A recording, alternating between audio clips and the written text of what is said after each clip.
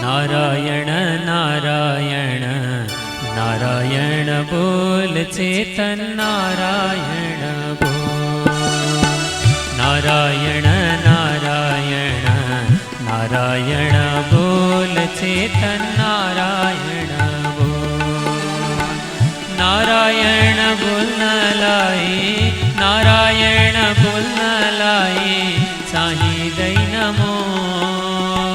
नारायण नारायण नारायण बोल। नारायण नारायण नारायण बोल। जय श्रीमन्नारायण। ओम तत्संयोरावृणीमहे गातुं यज्ञाय गातुं यज्ञपतये दैवी स्वस्तिरस्तु नः। स्वस्तिरमानुषेभ्यः ऊर्ध्वं जिगातु भेषजं सन्नो अस्तु द्विपदे सञ्चतुष्पदे। ओम शांति शांति शांतिः। लक्ष्मीनाथ समारंभां नाथयामुनमध्यमाम् अस्मदाचार्यपर्यन्तां वन्दे गुरुपरम्पराम्। मौद्गल्यवंशं सुलभं सुशीलं रामानुजार्यस्य मताश्रयन्तं श्रीमत्सुकाचार्यकृपैकभाजं श्रीदेवकीनन्दनवरेयमीडे। सर्वमङ्गलमाङ्गल्यं सर्वोपद्रवनाशनं वन्दे रामानुजार्यस्य नित्यं पादाम्बुजद्वयम्। तत्त्वेन यश्चिदचिदीश्वर तत्स्वभाव भोगापवर्गतदुपाय गतिरुदारः। सन्दर्शयन्निरमिमीतपुराणरत्नं तस्मै नमो मुनिवराय पराशराय। मेघश्यामं पीतकौशेयवासं श्रीवत्साङ्कं कौस्तुभोद्भासिताङ्गं पुण्योपेतं पुण्डरीकायताक्षं विष्णुं वन्दे सर्वलोकैकनाथम्। हरिनारायण दुरितनिवारण परमानंद परमपुरुषोत्तम भक्तजन प्रिय पंकजलोचन नारायण तव दासोऽहं। श्री नारायण तव दासोऽहम्। अखिल हेय प्रत्यनीक कल्याणैकतान श्वेतर समस्त वस्तु विलक्षण अनंत ज्ञानानंदैक स्वरूप परात्पर परब्रह्म परमेश्वर भगवान श्रीमन्नारायण प्रभु नै परतत्व हुनुहुन्छ भनेर सम्यकतया निरूपण गर्ने शास्त्र श्री विष्णु पुराण निरन्तर स्वाध्याय गर्दै हामी आइरहेका छौँ। श्री पराशर महर्षिले तत्व हित र पुरुषार्थको विशद उपदेश गर्नुभएको छ श्री विष्णु पुराणमा। जीवात्माको स्वभाव, प्रकृतिको स्वभाव, ईश्वरको स्वभाव, जीवात्माले प्राप्त गर्ने भोग, गति अनि मोक्ष, यी तमाम विषयहरूको सुन्दर निरूपण भएको छ। कतिपय ठाउँमा उपदेशका द्वारा, कतिपय ठाउँमा चरित्रद्वारा। हामी श्रवण गर्दै थियौँ पहिलेका श्रृङ्खलाहरूमा। श्री प्रह्लादजीलाई अत्यन्तै दुःख दिइरहेको छ हिरण्यकशिपुले।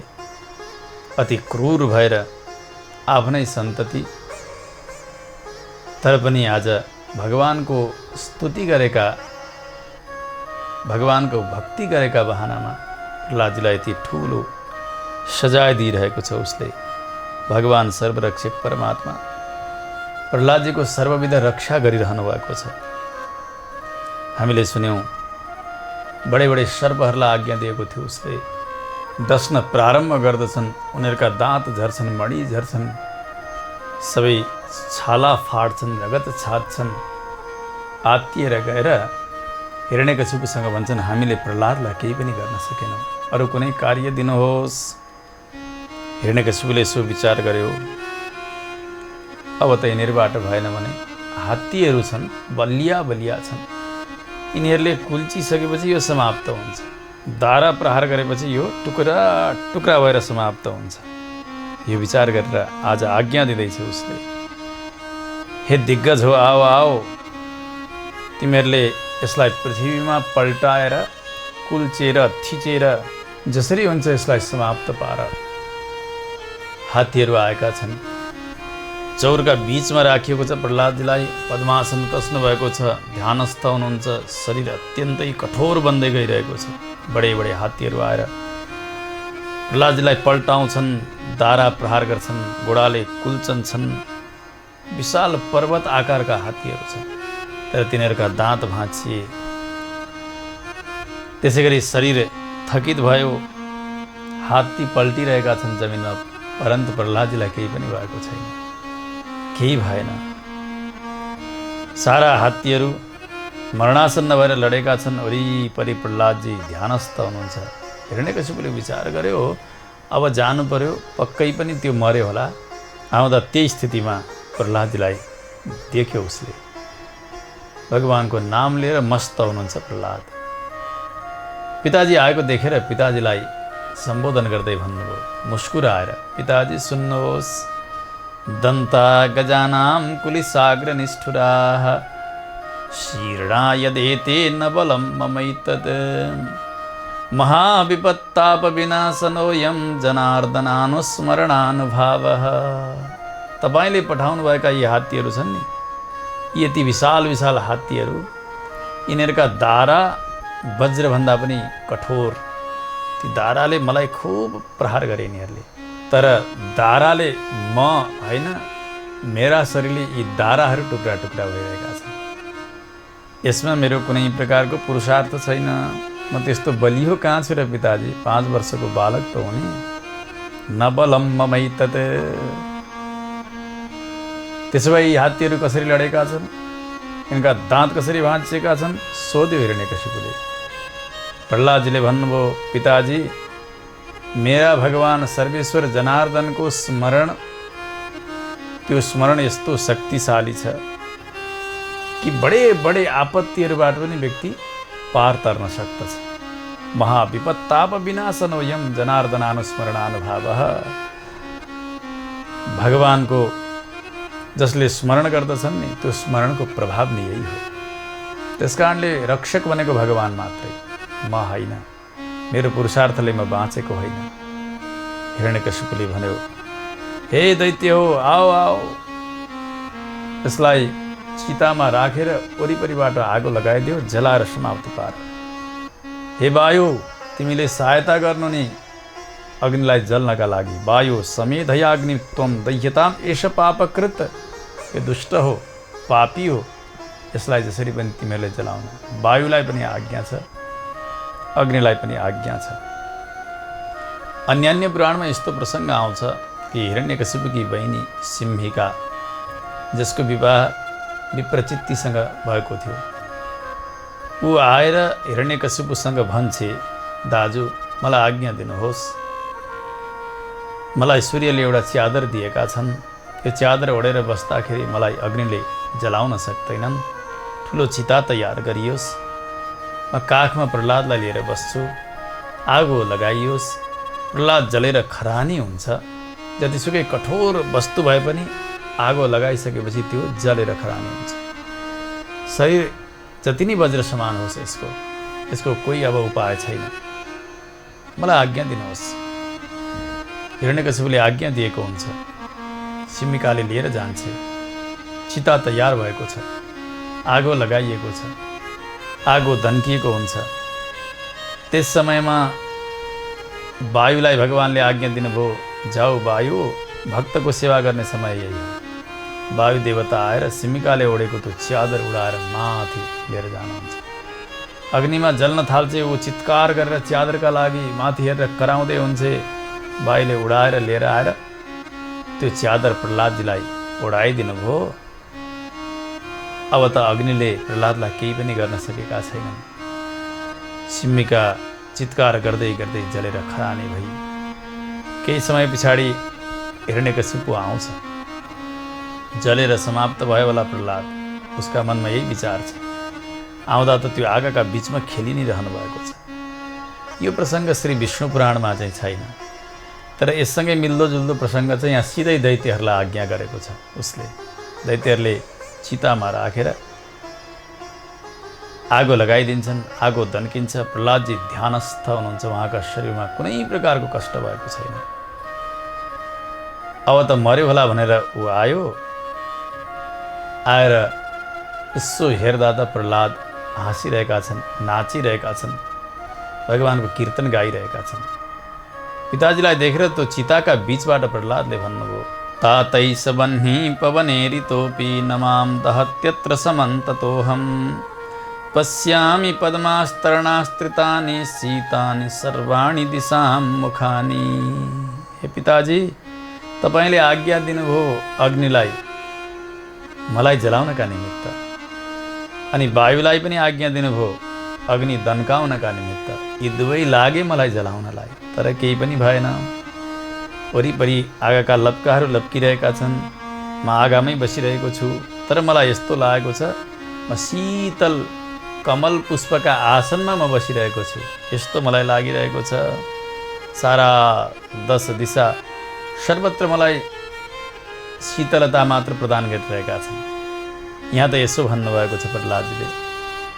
तर अन्यत्र प्रसङ्ग आउँछ, पिताजीलाई यस्तो जवाफ दिनुभयो उहाँले, राम नाम जपताम कुतो भयम सर्वतापशमनैक भेषजम पश्यतात मम गात्र सन्निधौ पावकोऽपि सलिलायते धुना राम नाम जपताम कुतो भयम। पिताजी, जसले मेरा प्रभु श्री रामको नाम जपेको छ उसलाई कहाँबाट भय हुन्छ र?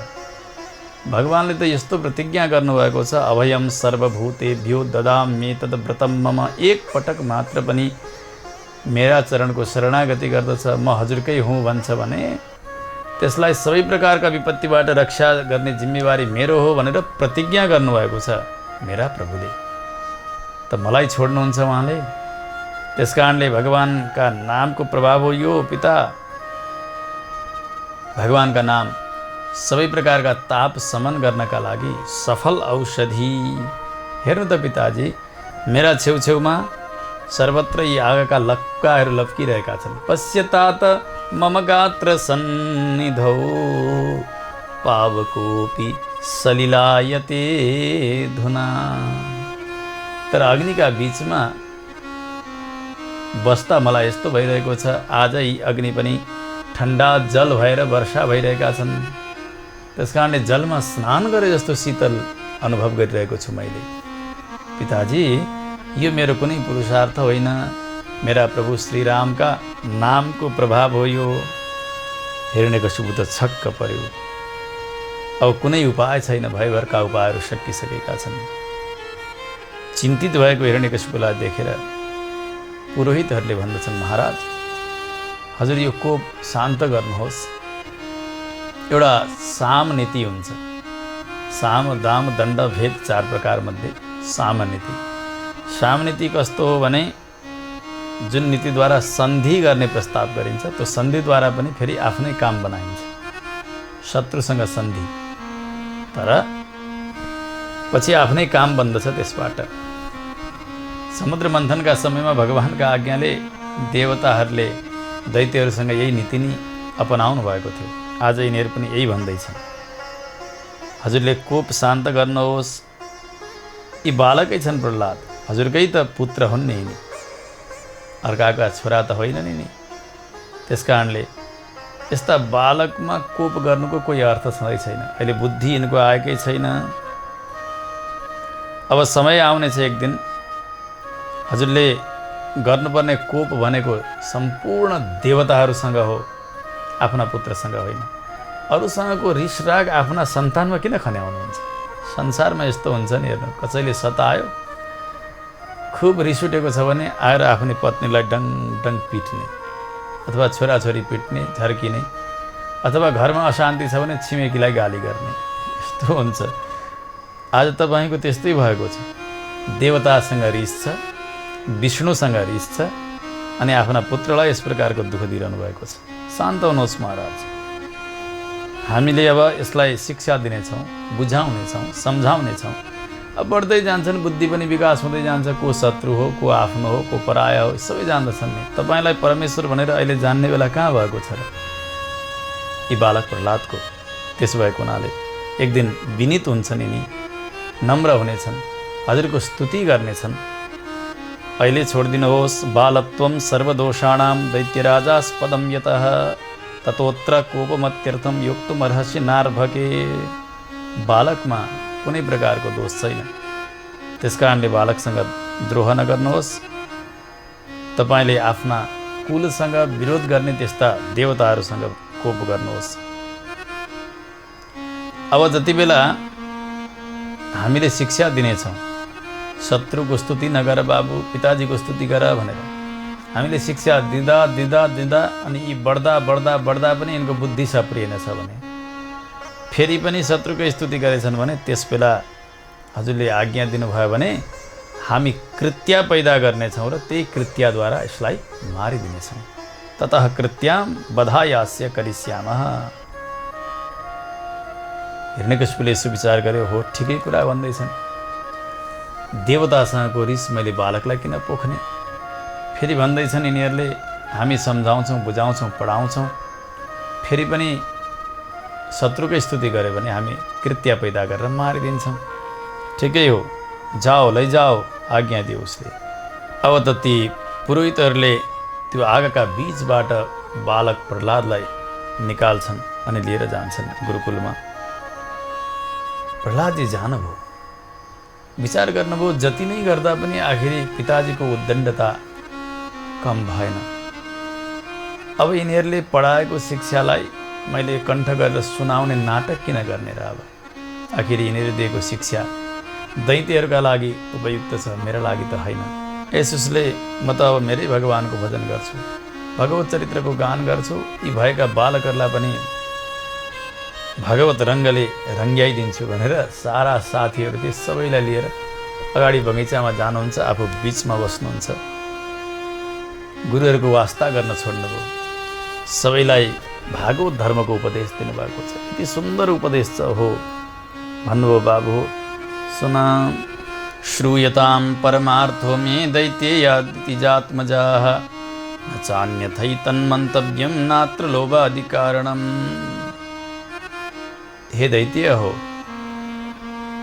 हे बालक हो, सुन, मैले भनेका कुरालाई अन्यथा नमान है। सबैको हितका निमित्त म केही कुरा बताइरहेको छु। श्रेय जसरी हुन्छ त्यो कुरा म बताइरहेको छु। कुनै लोभ लालचाले म बताइरहेको छैन, किनभने यी गुरुहरू त सबै वेतनका लोभी छन्, शिक्षा दिन्छन् अनि तलब खान्छन्, तर म त्यसका लागि तिमीहरूलाई पढाइरहेको छैन। सुन, पहिल्यै सावधान गर्नुभयो। भन्नुभयो, जन्मियो बालक, त्यस पछाडि बाल्यावस्थामा पुग्छ, अनि त्यो बिस्तारै बिस्तारै युवा अवस्थामा हुन्छ, अनि नरोकिकन ऊ बिस्तारै बुढेसकालमा प्राप्त हुन्छ। कति बेलादेखि बुढो भयो तिमी भनेर कसैले सोध्ने भने कसैसँग जवाब छैन। सामान्य प्रश्न गरिदिउन् कसैले सोध्यो, तपाईँको केस कहिलेबाट फुल्यो? हामीले के जवाफ दिने? कहिलेबाट फुल्न सुरु गर्छ, कहिले वृद्ध हुन्छ व्यक्ति, थाहै हुन्न। त्यस्तै प्रकारले बालक जन्मियो, बाल्यावस्था, पौगण्डावस्था अनि यौवनावस्था प्रारम्भ हुन्छ, अनि हुँदाहुँदै ऊ बुढो हुन्छ। अब बुढो भयो भन्दा भन्दै एक दिन उसले मृत्यु वर्ण गर्दछ। ततश्च मृत्युमभ्येति जन्तुः दैत्येश्वरात्मजाः प्रत्यक्षम दृश्यते। यो सबै हामीले प्रत्यक्ष देखेका छौँ। बालक जन्मियो, बढ्यो, युवा भयो, वृद्ध भयो, मर्यो, अनि फेरि पनि जन्मन्छ। यसबाट के जान्नुपर्छ भने जो मर्दछ त्यसको फेरि जन्म हुन्छ, जो जन्मियो त्यो कुनै जन्ममा मरिसकेर फेरि जन्मदैछ, यो कुरा जान्नुपर्छ। मृतस्य च पुनर्जन्म भवत्येतच्च नान्यथा। यो अवश्य पनि हुन्छ, जस्तो कि कारण नभइकन कार्य देखा पर्दैन। एउटा घडा बनाउनु छ, त्यसका लागि माटो चाहिन्छ, त्यो माटो छ र नै घडा हुन्छ। अब घडा टुटिसकेपछि फेरि त्यो माटोमै परिणत हुन्छ। त्यसकारणले माटो, घडा, फेरि माटो, फेरि घडा, यो क्रम चलि नै रहन्छ। जसरी त्यस्तै प्रकारले हामीले गरेका शुभ र अशुभ कर्महरू त्यही कर्मकै कारणले शरीर प्राप्त गर्दछौँ अनि फेरि शुभाशुभ कर्म कमाउँछौँ। यहाँबाट शरीर छुट्दछ, त्यही कर्मअनुसारकै फेरि अर्को जन्म हुन्छ। यो अवश्यम्भावी छ।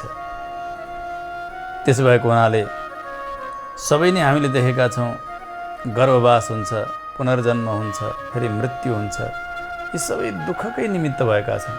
गर्भवासमा कति हो, कति कष्ट छ, जन्मदा कष्ट छ, मृत्युमा कष्ट छ। यहाँ जन्मेर पनि कहिले भोकले सताउँछ, कहिले प्यासले सताउँछ, कहिले गर्मीले, कहिले ठन्डीले, अनेक प्रकारका उत्पातहरू उसले भोगिरहनु पर्दछ। सबै दुःखै दुःख हुन्। भोक, प्यास, निद्रा यी सबै दुःखै मात्र हुन्। यसको निवृत्ति गराउनलाई सुख भनेर संसारमा व्यवहार गरिन्छ, परन्तु यो एउटा मूर्खता मात्र हो। दुःख हटाउनलाई सुख भनेर संसारमा व्यवहार। संसारमा सुख नाम गरेको कुनै पदार्थ छँदै नै छैन। जस्तो कि कोही बातो रोगी छ,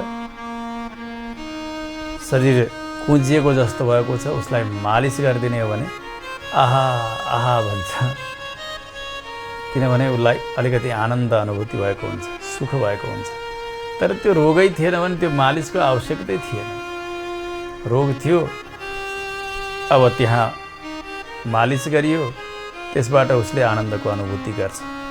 त्यस्तै भोकाएको छ व्यक्ति, उसलाई भोजन दियो, त्यो भोजन खाइसकेपछि आहा आहा आहा गर्छ। तिर्खाएको छ उसलाई जल दिने, शर्बत दिने, मट्ठा बनाएर दिने हो भने आहा आहा गरिकन पिउँछौ। कति हो कति सुख भयो भन्छ। निद्रा लागेका व्यक्तिलाई बिस्तारा दिनु, मस्त निदाउँछ, आनन्दपूर्वक सुते भन्छ बिहान उठेर। यी सबै कुरालाई विचार गर्ने हो भने यहाँनिर दुःखको निवृत्ति मात्र भएको छ। दुःखलाई हटाइएको मात्रै छ, त्यसैलाई सुख भनेर व्यवहार गरिन्छ। सुख होइनन् यिनीहरू, सुखाभास हुन्। सुख जस्तो लाग्ने तर दुःखकै एउटा रूप। भोक लाग्नु नै दुःख हो, निद्रा लाग्नु नै दुःख हो, प्यास लाग्नु नै दुःख हो। यी महारोग हुन् भनेर जान्नु। अब यो शरीरमा जुन प्रकारको प्रीति गरिँदैछ, यसमा पनि विचित्रता छ। पराशर महर्षि भन्नुहुन्छ, यहाँ मल छ, मूत्र छ, रगत, हाड, नसा, सिँगान, खकार, केश, मासु, छाला, एक एक पदार्थ पनि यति अमङ्गल छन्। ओहो, हेरि नसक्नु, नजिक जानै सकिँदैन। मांसाश्रिक पूय वीणमूत्र स्नायु मज्जास्ति संहतौ देहे चेत प्रीतिमान मूढो भविता नरकेप्यसौ।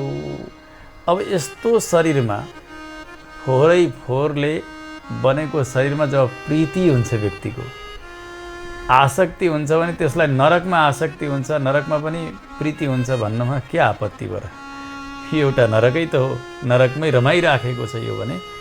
अब वहाँ गएर तेलमा पाक्नुपर्छ अथवा त्यहाँ गएर अनेक प्रकारका फोहोरमा उसले पस्नुपर्छ भन्दा उसलाई के आपत्ति भयो? किनभने ऊ यहीँ रमाउन सिकिरहेको छ। जब घृणा भयो शरीरप्रति, ओहो यो मेरा लागि होइन रहेछ, अब यसलाई अविलम्ब मैले छोड्नुपर्छ, यसका लागि प्रभु शरणमा जानुपर्छ भन्ने जबसम्म उसलाई बोध हुँदैन, तबसम्म उसले यो शरीरलाई मोह गरे झैँ नरकलाई पनि उसै गरी गर्दछ उसले।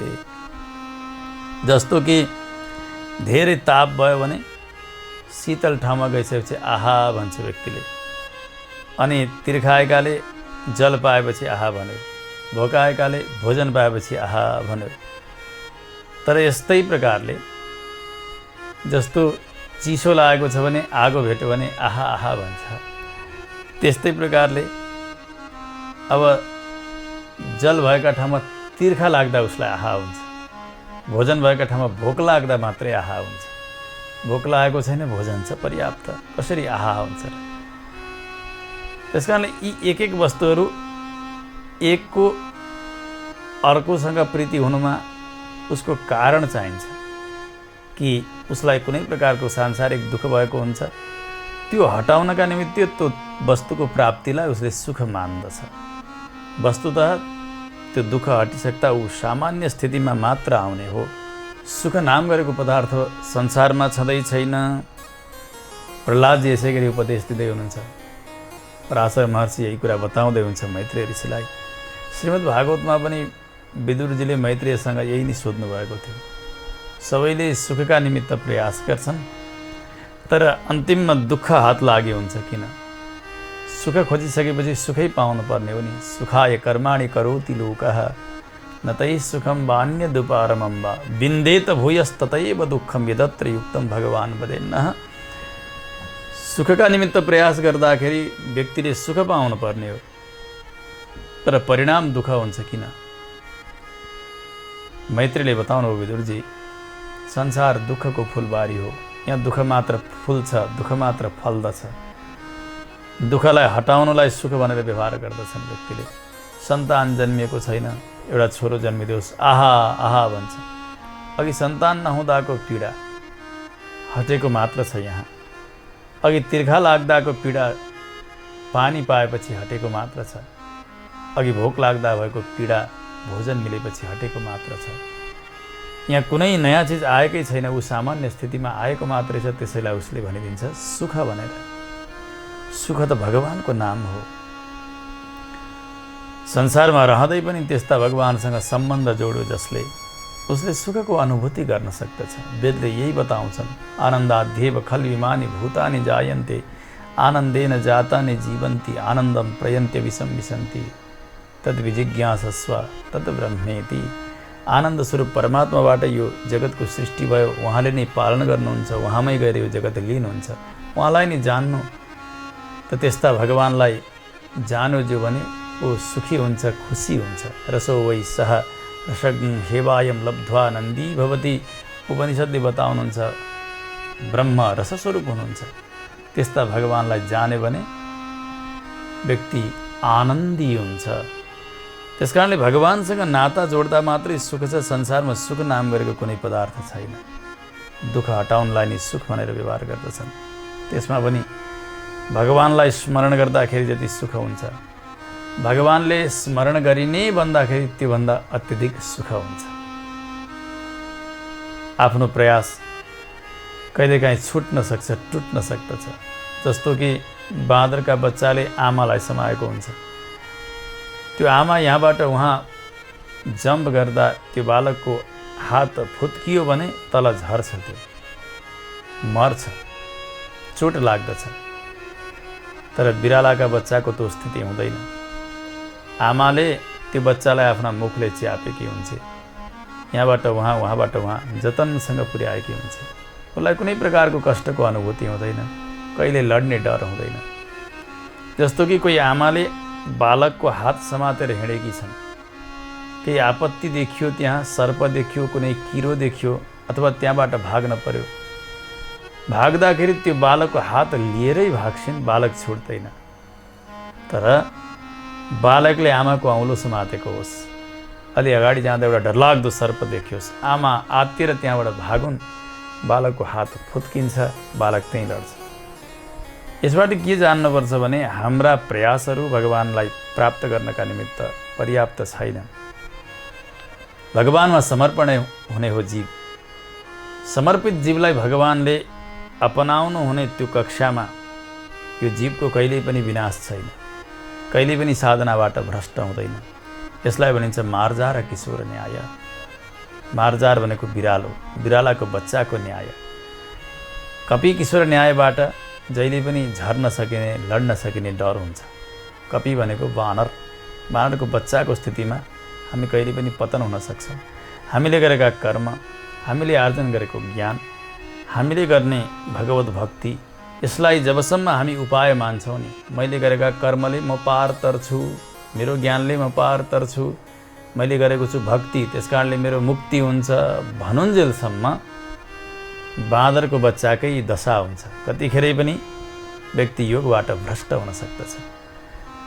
भगवानलाई प्राप्त गर्नका निमित्त मसँग न पर्याप्त कर्म छ, न ज्ञान छ, न त त्यस प्रकारको भक्ति नै छ। केही नै छैन, सबै गर्ने गराउने भगवान हुनुहुन्छ भनेर समर्पित भयो, जसलाई परगत स्वीकार निष्ठा प्रपत्ति भनिन्छ। यिनीहरूलाई उपाय मानुन्जेलसम्म स्वगत स्वीकार निष्ठा प्रपत्तिको स्थिति भयो। जब भगवानलाई नै साधन र साध्य मान्यो, भगवान यो दुःख हजुरले हटाइदिनुहोस् अथवा नहटाइदिनुहोस्, हजुरदेखि अतिरिक्त यस कष्टबाट रक्षा गर्ने अरू कोही मैले देखेको छैन भनेर भगवानमा समर्पित हुनु यो उत्तम कक्षा हो। यस समयमा भगवानले त्यस्ता भक्तको स्मरण गरिबक्सन्छ। बल हुन्जेल, शक्ति हुन्जेल, मन ठिक रहन्जेल, बुद्धि ठिक रहन्जेलसम्म यिनले भजन गरिरहन्छन्। जब प्राण जाने समय भयो, कफ वात पित्तले आक्रान्त भएर लडेका बेलामा, ढुङ्गो जस्तो मुडो जस्तो भएर लडेका समयमा भगवानले त्यही आज्ञा गर्नुभएको छ। त्यस्ता बेलामा जसले जीवन पर्यन्त मेरो भजन गरेका छन्, आज भजन गर्न सकेनन्, मेरो पनि एउटा कर्तव्य हुन्छ।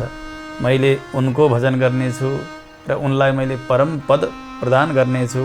ततस्तं म्रियमाणन्तु काष्ठपाषाण सन्निभम् अहम स्मरामि मद्भक्तं नयामि परमाङ्गतिम।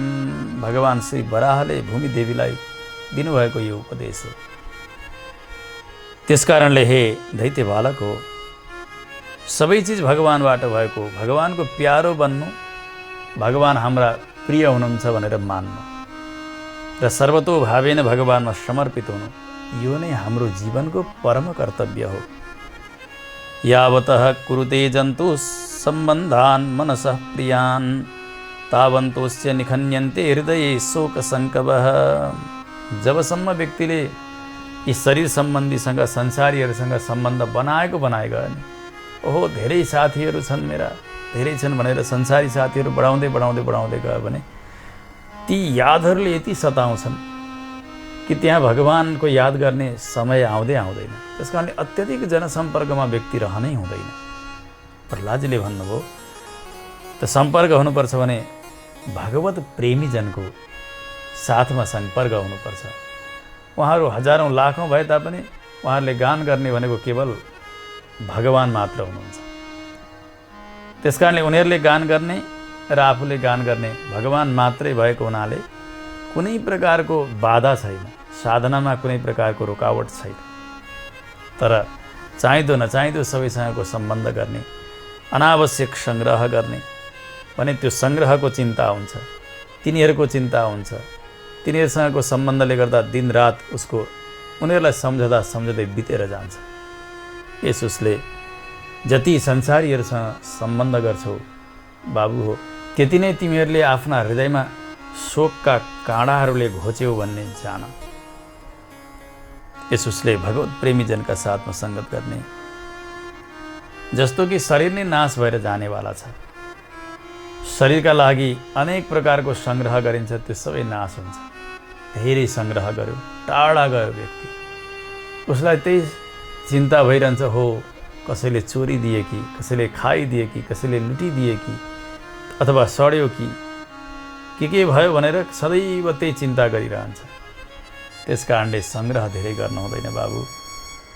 जीवनमा दुःख छ, मरणमा पनि दुःख छ, नरकमा त्योभन्दा पनि ज्यादा दुःख छ। यसोसले अब बाँच्ने अनि फेरि मर्ने अनि फेरि नरक जाने, यस प्रकारका जीवन चक्रलाई हामीले रोज्न हुन्न। अब त हामीले भगवानको भजन गर्नुपर्छ। गर्भेषु सुखलेशोऽपि भवद्भिः अनुमीयते यदि तत् कथ्यताम् एवं सर्वं दुःखमयं जगत्। म तिमीहरूलाई एउटा प्रश्न गर्छु। प्रहलादजीले प्रश्न सोध्नुभयो बालकहरूलाई, भन त गर्भमा यदि सुखको अलिकति लेस मात्रै छ, भन्न सक्छौ तिमीहरूले कि गर्भमा आएका बालकले सुख पाउँछ भन्न सक्छौ? उनीहरूले भने अह हुँदैन त्यो त। यदि त्यहाँ सुख छैन भने त्यहाँबाटै दुःखको प्रारम्भ भयो, यसको मृत्यु पर्यन्त दुःखै दुःख छ। त्यस कारणले संसारमा सुख कहाँ छ र? अनि संसारमा सुखका पछाडि किन दौडिनु? सुख त केवल भगवानको नाम हो। सर्वम दुःखमयम जगत, दुःखबाट प्रारम्भ भयो, रुँदै जन्मियो अनि रुवाउँदै गयो। यही नै संसारको वास्तविकता हो। तदेवम अति दुःखानाम आस्पदेत्र भवार्णवे, दुःखै दुःखको सागर यो। कहिले आफन्तको वियोगमा रुन्छ, कहिले आफू वियोग भएर उनीहरूलाई रुवाउँछ। सत्य भनेको केवल भगवान मात्र हुनुहुन्छ। मैले यही कुरा बताइरहेको छु। निश्चय गरेर सत्य बोलिरहेको छु बाबु हो। भवताम कथ्यते सत्यम विष्णुः एकः परायणः।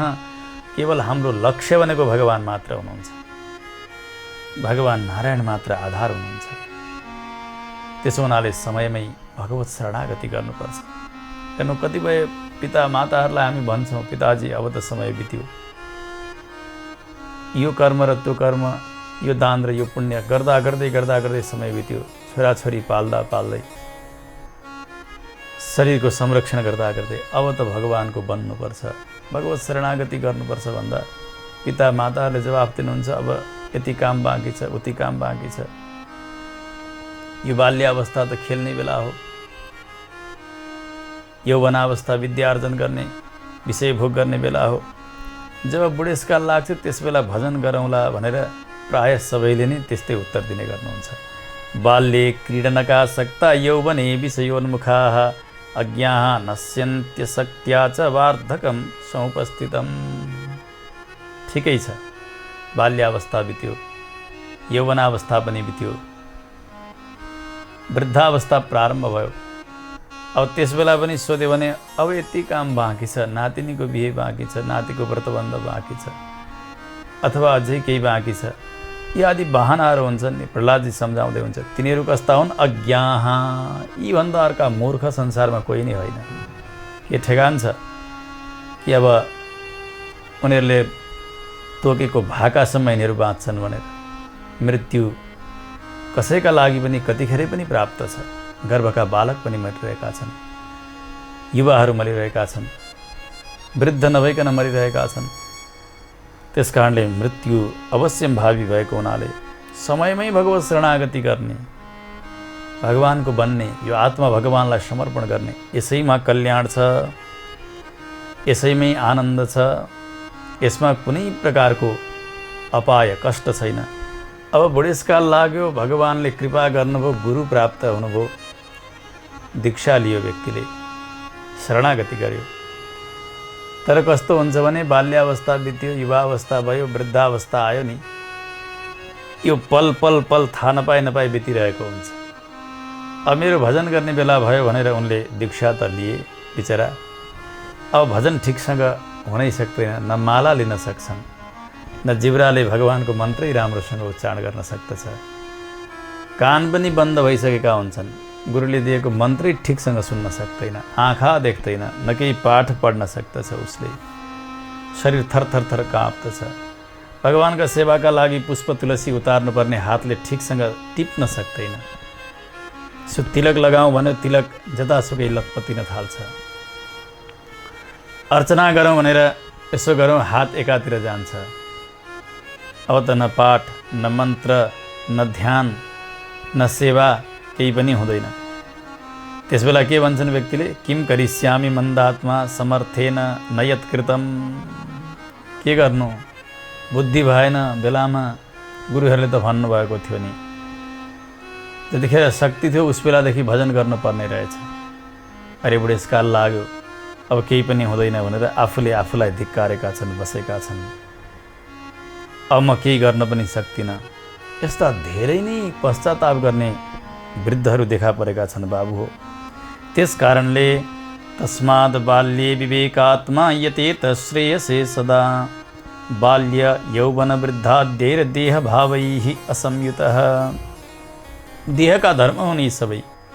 बालक हुन्छ, युवा हुन्छ, वृद्ध हुन्छ, त्यतापट्टि ख्याल गर्ने नै होइन। जबबाट बुद्धिमा विकास आयो त्यसै समयबाट भगवानको शरणागति गर्ने, आत्मकल्याणको मार्गलाई रोज्ने। हामीले बाल्यावस्थामा सिकेका कख हुन्छन्, एबिसिडी अथवा सुनेका कथाहरू हुन्छन् नि, वृद्धावस्थासम्म पनि हामी बिर्सँदैनौँ। जब उमेर धेरै भइसकेपछि व्यक्ति पढ्न थालुन्, अहिले पढ्दाखेरि अहिले आए झैँ लाग्दछ, कण्ठ भयो बुझेँ यस्तै लाग्दछ।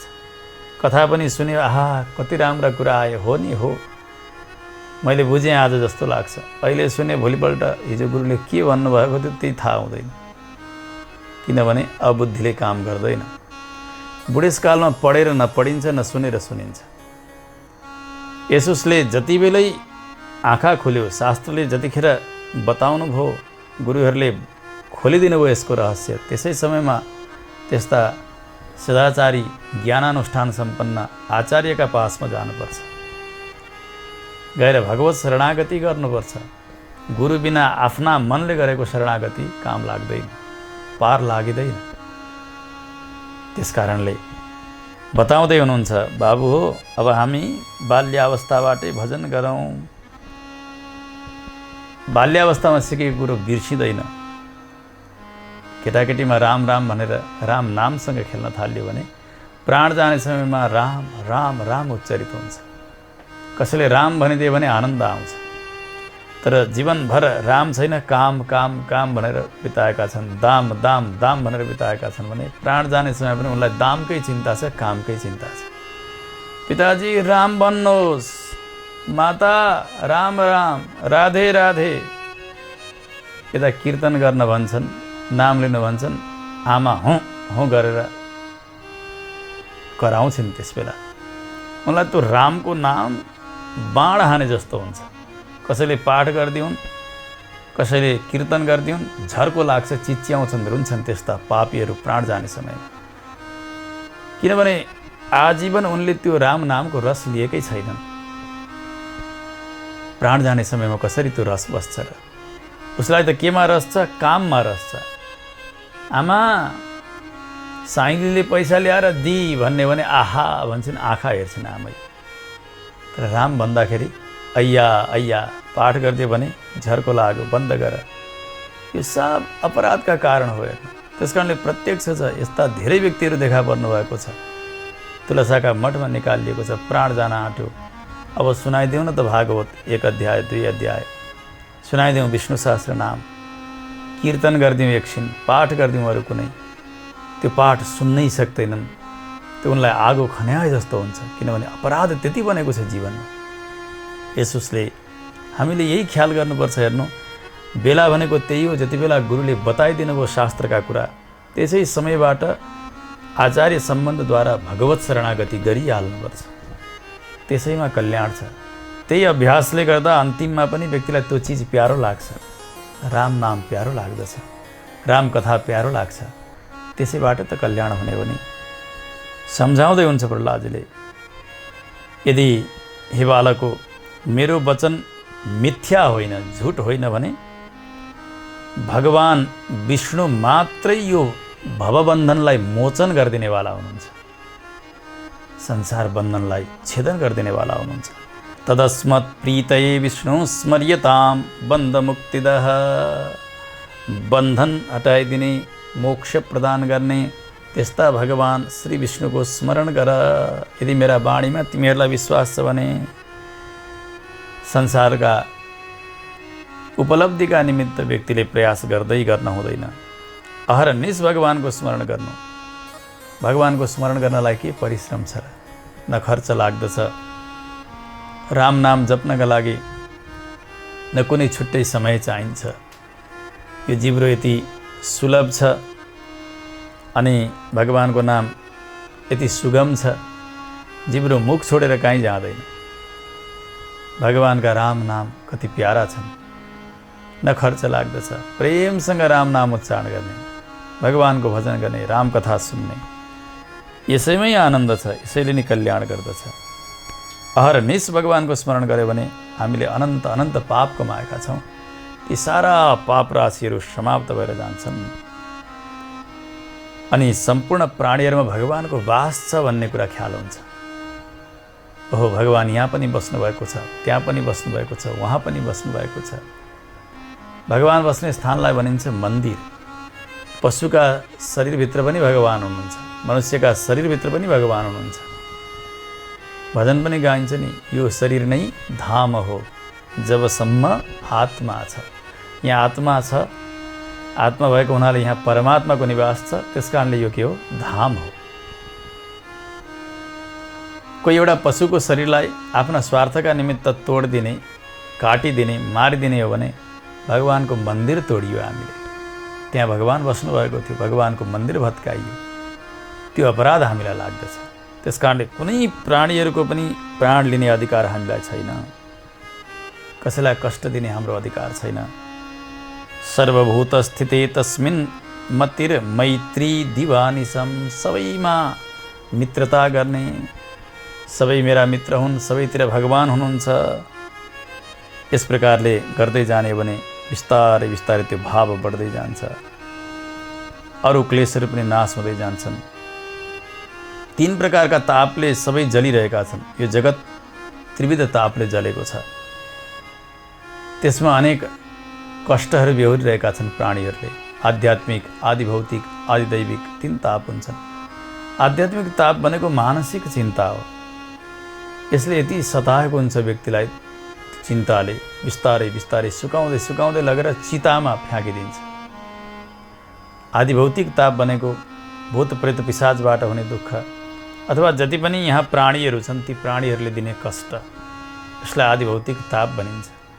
अर्को हुन्छ आदिदैविक ताप, देवताहरूबाट हुने विपत्तिहरू, कहिले अनावृष्टि, अतिवृष्टि, भूकम्प, भूक्षय, पहिरो जानु, ज्वालामुखी विस्फोट, महामारी आउनु, यी तमाम उत्पातहरू सबै नै आदिदैविक ताप हुन्। यी सबै प्रकारका तापलाई नाश गरिदिने केवल भगवान मात्र हुनुहुन्छ, किन भगवानका अधीनमा छ जगत। जगत 3 तापले तप्त छ। जगतका पतिले नै यो तापबाट रक्षा गर्नुहुन्छ। यसो हुनाले जति पनि मङ्गल चिज व्यक्तिले चाहेको छ अनि जति पनि कल्याण चाहेको छ अनि जति पनि उत्तम गति चाहेर उसले प्रयास गरेको छ, त्यो सबै प्रयास त्यस बेला सफल हुन्छ जति बेला आफ्नो सम्बन्ध भगवानसँग जोडेको होस्। भगवान सर्वरक्षक हुनुहुन्छ।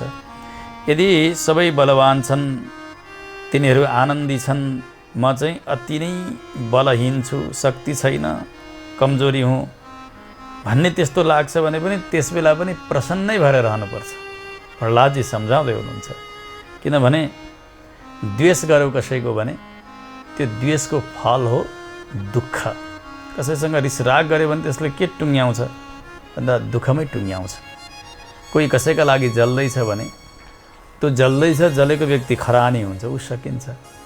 अनि ऊ परका व्यक्तिलाई ऊ आफू जलेर एकदमै उज्ज्वलित गरिरहेको छ। किनभने यहाँ बल्यो आगो भने परको व्यक्ति नदेखिएको थियो भने पनि देखिन्छ। त्यस कारणले जसका लागि जलेको हुन्छ उसको उन्नति हुँदै हुँदै हुँदै गइरहेको हुन्छ। जो जल्दै हुन्छ ऊ खरानी भएर सकिरहेको हुन्छ। यस उसले सम्पूर्ण भूत प्राणीहरू भगवान बस्ने स्थान, सबैमा मैत्री गर्नु, सबैमा दया गर्नु। यो दैत्य पनि आखिर भगवानकै हो। जुन कुलमा हामी जन्मिएका छौँ, यी अरूहरू पनि, यी गुरुहरू पनि जसले हामीलाई विपरीत शिक्षा दिइरहेका छन्, यी सबै पनि त भगवानकै त रचना हुन् नि। त्यस कारण यिनीहरूप्रति पनि द्रोह गर्नु के छ र? भगवान जगत बनाउनेवाला हुनुहुन्छ, जगत पालन गर्नेवाला हुनुहुन्छ, जगत संहार गर्नेवाला हुनुहुन्छ।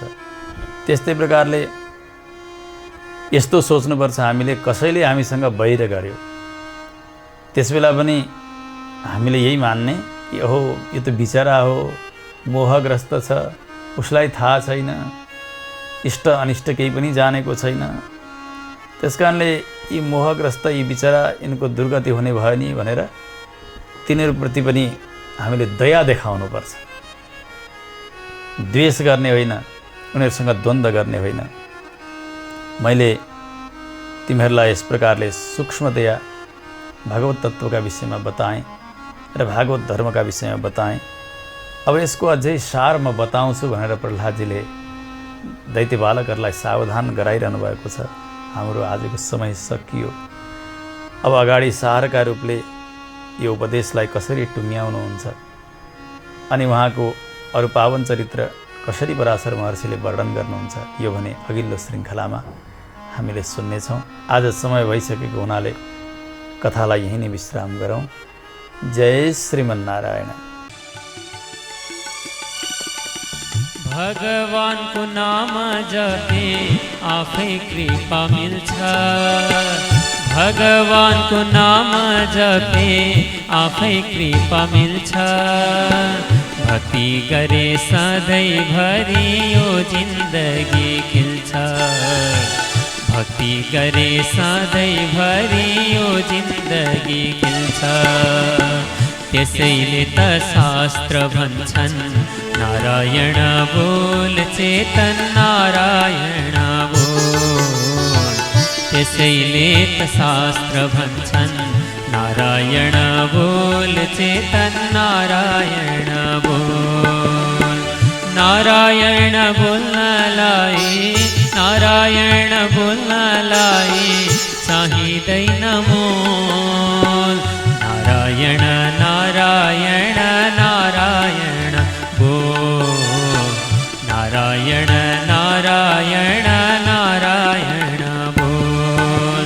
नारायण नारायण नारायण बोल चेतन नारायण बोल। नारायण बोल चेतन नारायण बोल। नारायण बोल चेतन